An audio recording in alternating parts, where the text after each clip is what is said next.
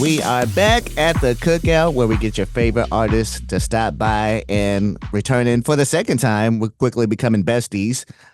We got Meghan the Trainer. Welcome back to the Cookout. Hey, a lot of people have been doing that, Megan the Trainer, and they're like, "I love that." Oh, I'm like, that is the biggest, greatest honor ever. I mean, it's I the best. adore Megan the Stallion and I worship her. She Yeah. has my dream body and like the dream outfits. She's the coolest ever.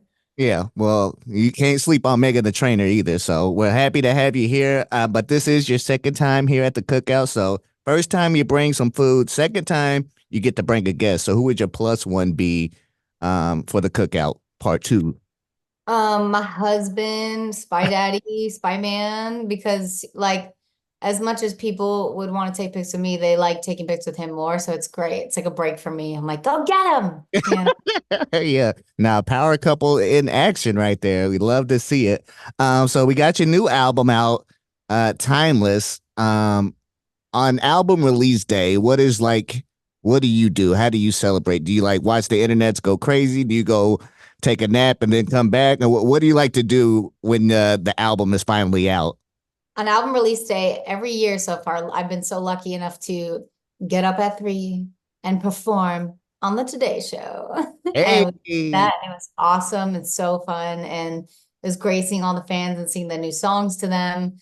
And then we went and signed CDs all day, and it was legendary. We went to Target too, right? Yeah, and picked up my album. That's like a sweet treat, and we film it because it's so special. yes. Buy like 100 of them and see if anyone recognizes me. It's a fun game. And then we go out to dinner as a big team, like with my management and my family, and we celebrate. And we're so exhausted by then that we're like in bed by 7.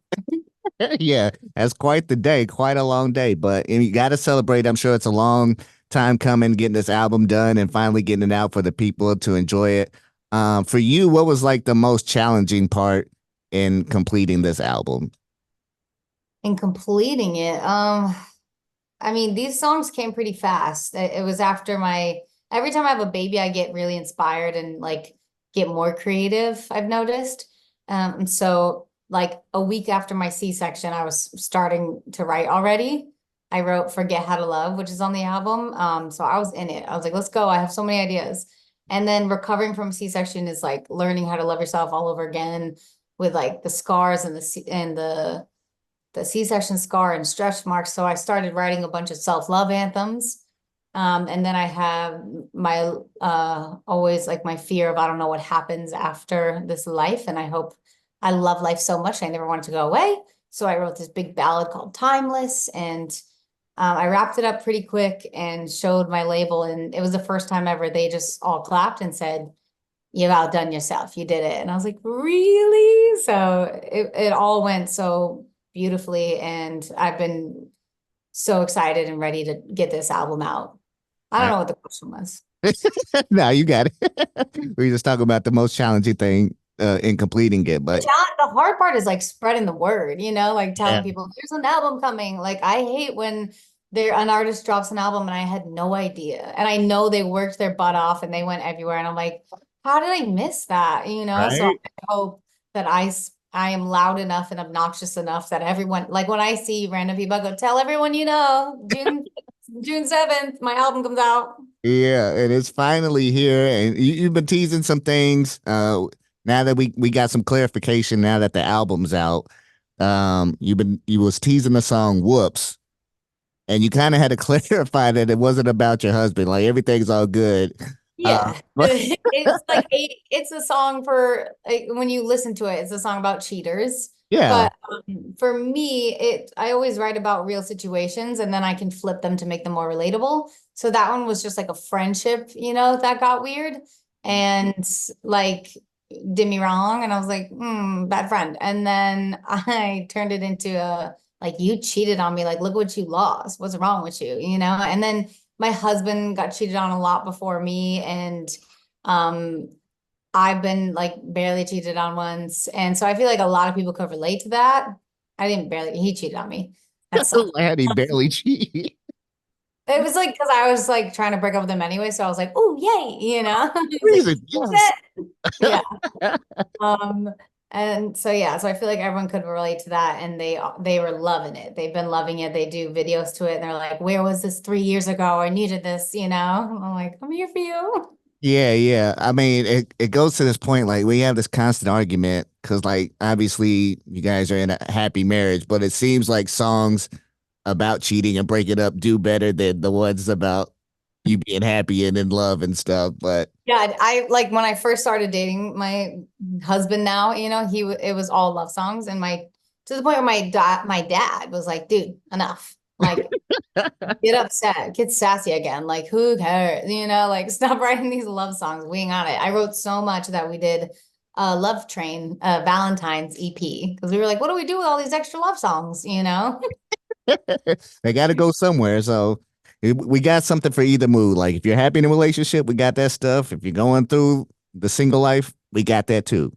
Yeah, one day I'll have a Broadway show of all these songs that write a beautiful story. Ooh, can't wait. Going about to get the EGOT out here with that one. Yeah, we're going everywhere.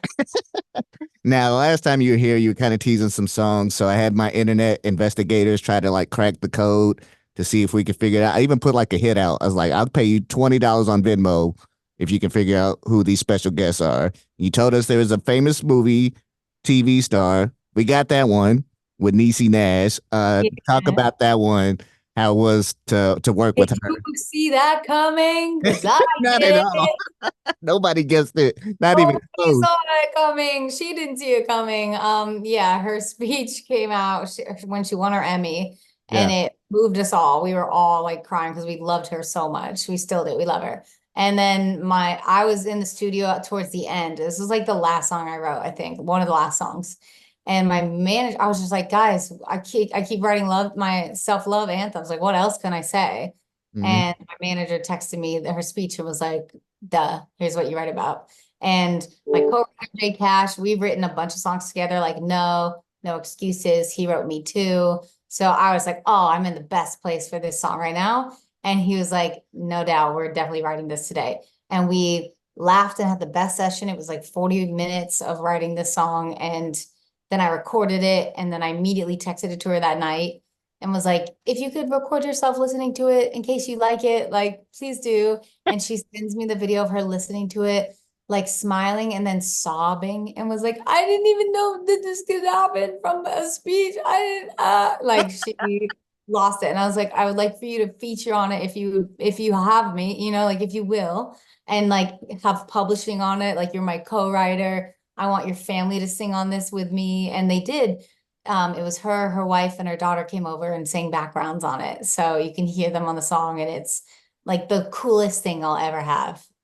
Oh yeah, and it's beautiful to see. But yeah, we're glad to see that one because that's a banger. It seems like there's a lot of fun songs on this album. How is this going to translate to your tour that's coming up in September? How do you turn this into a live show? Or are you still working on it?